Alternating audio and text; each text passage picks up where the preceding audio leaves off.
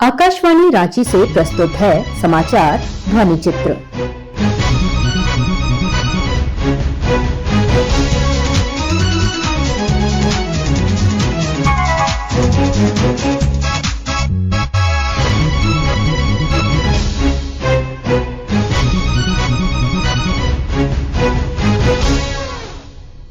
इस अंक में झारखंड में विधानसभा चुनाव 2024। भारत निर्वाचन आयोग ने झारखंड में विधानसभा चुनाव की तारीखों का ऐलान कर दिया है।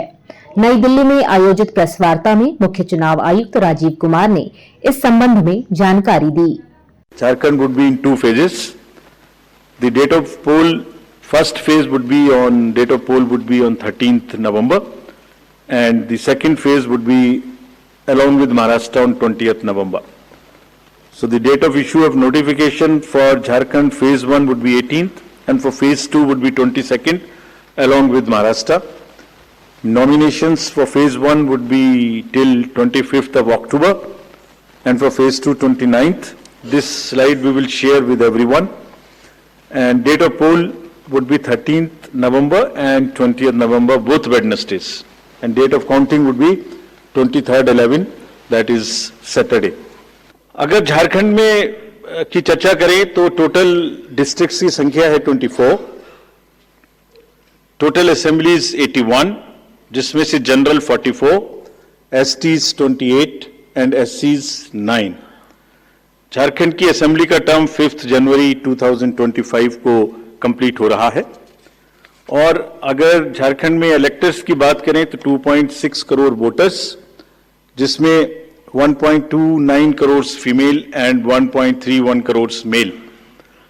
First time voters between 18 to 19 years are 11.84 lakh and 66.84 young voters in Jharkhand also. In the centenarian, number of centenarian voters is 1,706 and 3.67 lakhs PWD voters plus 1.14 lakh voters are of the age of 85 and plus in Jharkhand. पूरे polling stations की संख्या होगी 29,562 और जो कि 20,221 locations पर फैले हुए होंगे। अर्बन संख्या वहां कम है 5,042 और रूरल परिवेश ज्यादा है, इसलिए रूरल बूथ्स की संख्या होगी 24,520। यहां पर भी women managed booths, youth managed booth, PWD managed booths बनाए जाएंगे। एवरेज वोटर्स की संख्या पर booth is 881। Particularly vulnerable tribal groups पे जैसे मैंने पहले भी आपसे चर्चा की है, कमीशन का उनको एनरोल करने के लिए, उनको एम्पावर करने के लिए बहुत एम्फेसिस है। झारखंड में 8 पर्टिकुलरली वल्नरेबल ट्राइबल ग्रुप्स हैं जिनकी आबादी 1.78 लाख है।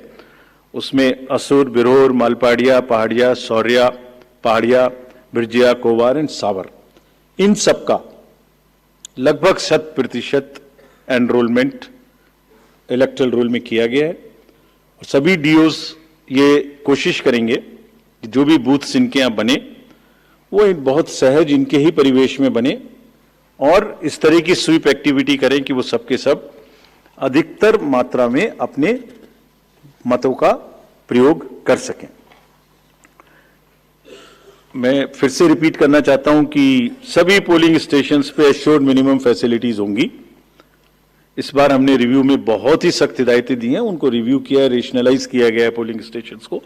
तो हम उम्मीद करते हैं डीओज विल वर्क और वहां इस बार म्युनिसिपल कमिश्नर मुंबई को डीओ भी घोषित किया गया है ताकि जितने रिसोर्सेज उनके पास हैं उन सबको वो उसमें इस्तेमाल कर सकें। एक और व्यवस्था की गई है जो हम पीछे से कोशिश कर रहे थे, अब हमने उसकी इंस्ट्रक्शंस भी इशू कर दिए कि पोलिंग लाइन जब लगती है तो उसमें लाइन के बीच में भी थोड़ी कुर्सियां या बेंच लगाएं ताकि अगर आधा घंटा लग रहा है तो बीच बीच में कहीं ना कहीं 5-7-10 मिनट के बाद आप 2-3 मिनट के लिए बैठ जाएं। ये व्यवस्था भी सब पोलिंग स्टेशंस पे रहेगी। हर सीनियर सिटीजन जो 85 ईयर्स से ऊपर हैं उनको घर से वोट देने की सुविधा उपलब्ध रहेगी। फॉर्म 12D वितरित किए जाएंगे सबको और जो भी उसको भर के देते हैं उनके पास में हमारी टीम वोट लेने जाएगी और जाने के समय में सभी कैंडिडेट्स को लिखित में उस रूट चार्ट का और उस जगह की सूचना देगी ताकि वो साथ में एकम्पनी कर सकें। और पूरी जो व्यवस्था है उसकी videography of course goes without saying will be done. इसी प्रकार से जो नेक्स्ट अगर मैं आपको बताऊं तो जो टेक्नोलॉजी है उसका हम फिर से बहुत यूज करेंगे। वोटर हेल्पलाइन ऐप में सभी वोटर्स अपनी सारी डिटेल्स देख सकते हैं। वो कहाँ मतदाता सूची में कहाँ नाम है, कहाँ फैमिली टुगेदर है, कहाँ उनको पोलिंग स्टेशन है, वो सब चीज देख सकते हैं। C vigil of course we have been very enthused. जैसे लास्ट पार्लियामेंट्री इलेक्शन में हमारे 10,000 करोड़ के सीजर्स हुए, जैसे मैंने अभी बताया J&K हरियाणा में भी रिकॉर्ड सीजर हुए। We are sure that in Jharkhand and Maharashtra also the voters the enlightened voters will inform us on C Vigil about any malpractice which they notice in their area and we will reach there in 90 minutes to handle it. सभी candidates जिनकी criminal background है उन्हें अपनी सूचना देनी पड़ेगी 3 बार papers में, और सभी voters as a matter of right can see on our app which is KYC Know Your Candidate। जो मीटिंग्स हमने झारखंड और महाराष्ट्र में की तो डीओज स्टेट एजेंसीज को बहुत ही सख्त हिदायतें दी हैं कि वो हर तरीके से फ्री एंड फेयर इलेक्शंस कराएंगे, हर तरीके से लेवल प्लेइंग फील्ड को एस्टेब्लिश करें। All the voters of Jharkhand and Maharashtra कृपया बाहर आइए, कृपया वोट करिए।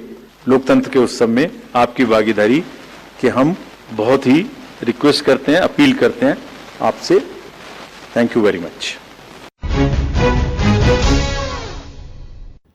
इधर झारखंड में विधानसभा चुनाव की घोषणा के साथ ही पूरे राज्य में आदर्श आचार संहिता लागू कर दी गई है। मुख्य चुनाव पदाधिकारी के रवि कुमार ने इस संदर्भ में स्पष्ट निर्देश जारी करते हुए कहा कि झारखंड का इलेक्शन शेड्यूल अनाउंस कर उसी समय से झारखंड में, पूरा झारखंड में मॉडल कोड ऑफ कंडक्ट लागू हो रही है। झारखंड में 2 फेज में चुनाव होगी। फर्स्ट फेज में 43 असेंबली कॉन्स्टिट्यूंसी होगा, सेकंड फेज में 38 असेंबली कॉन्स्टिट्यूंसी होगा। फर्स्ट फेज का नोटिफिकेशन है 18 अक्टूबर का होगी, सेकंड फेज का नोटिफिकेशन है 22 अक्टूबर का होगा। फर्स्ट फेज का पोलिंग है 13 नवंबर का है, सेकंड फेज का पोलिंग है 28 नवंबर का है। सबका काउंटिंग 23 नवंबर का होगी। 25 तक पूरा इलेक्शन प्रक्रिया पूरा झारखंड में संपन्न होगा। कमीशन इसी बार वो 4 एम के बारे में बात की थी। उसमें इलेक्शन में money power, muscle power, miss information, model code of conduct, ये तीनों का एनफोर्समेंट के लिए बात की थी कमीशन। उसके बारे में उस संबंध में झारखंड में भी पूरा तरफ से हम लोग को सख्ती से लागू करेंगे। कहां पर भी जमीन में काम शुरू नहीं हुआ वो काम का शुरू नहीं कर सकते, नया लाभ नहीं दे सकते। एग्जिस्टिंग लाभ क्या दिया जा रहा है वो दे सकते हैं, बेसिकली स्कीम का लेकर।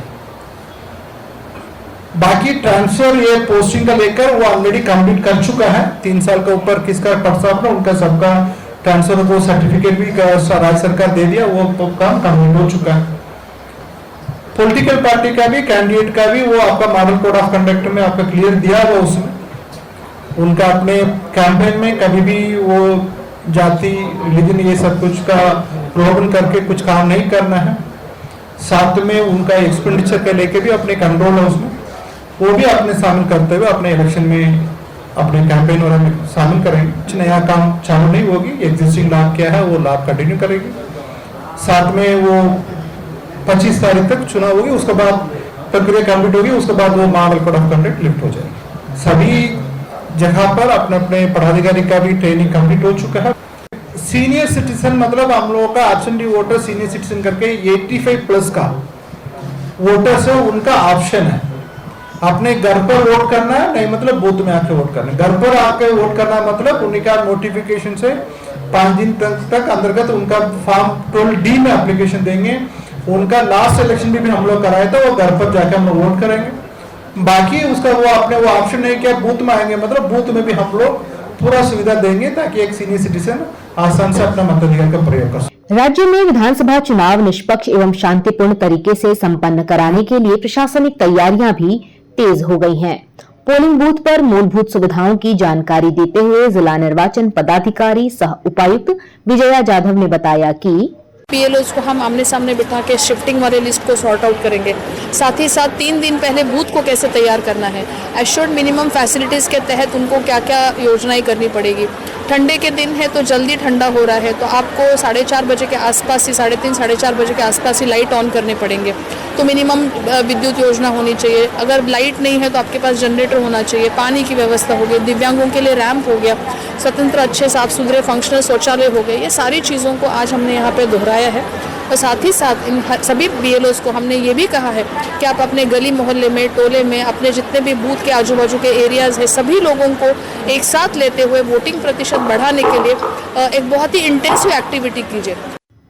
हजारीबाग की जिला निर्वाचन पदाधिकारी सह उपायुक्त नैन्सी सहाय ने जिले में मतदान से संबंधित जानकारी देते हुए बताया कि हमारे हजारीबाग जिला के जो 4 विधानसभा है, बड़ी, बरकट्ठा, हजारीबाग और मांडू, इन चारों विधानसभा के लिए चुनाव की तैयारी चल रही है। 3 विधानसभा बड़ी, बरकट्ठा और हजारीबाग के लिए मतदान 13 नवंबर को निर्धारित है और मांडू का मतदान 20 नवंबर को निर्धारित है।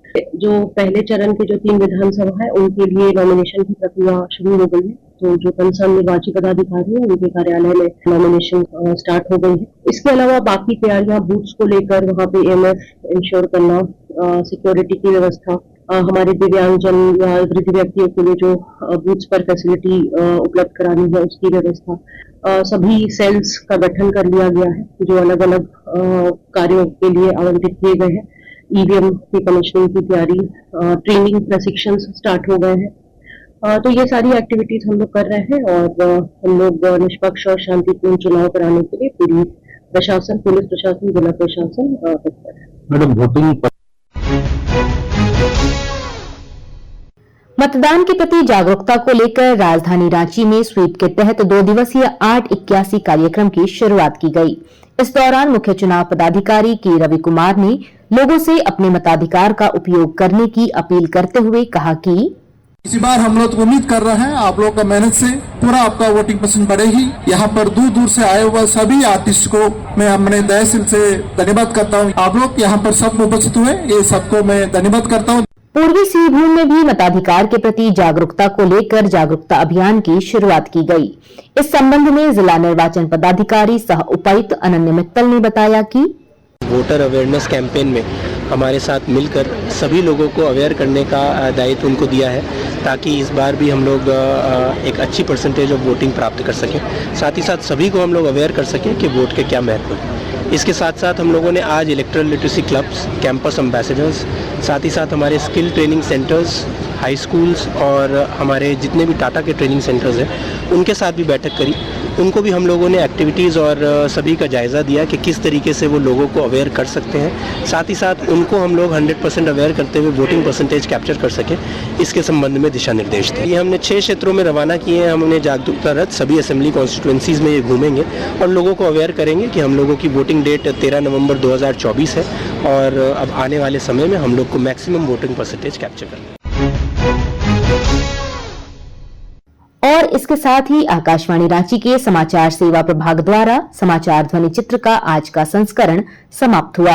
यह कार्यक्रम प्रत्येक शनिवार रात्रि 7:45 बजे प्रसारित किया जाता है। संपादक कृष्ण कुमार लाल, प्रस्तुतकर्ता और प्रवक्ता कामिनी।